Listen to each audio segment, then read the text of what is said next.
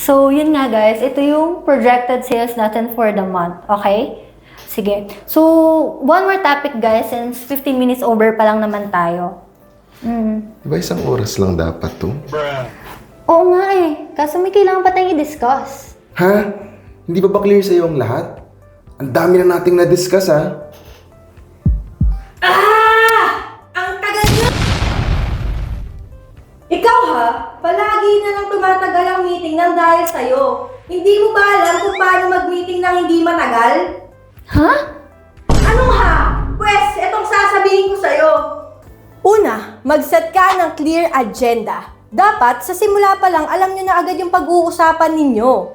Kulit mo eh.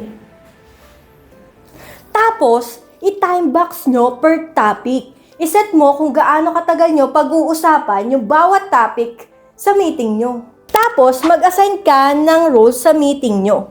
Ikaw, facilitator. Ikaw, timekeeper. Tapos, ikaw naman, tagasulat ng minutes. Ano? Naintindihan mo ba? Stick to the goal.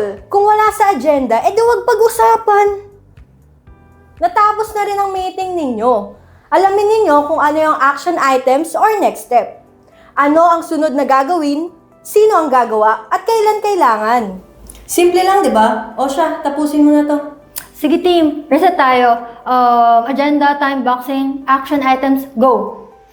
Shorter meetings means sharper minds. Simplihan nyo lang kasi. Gigan nyo ako eh.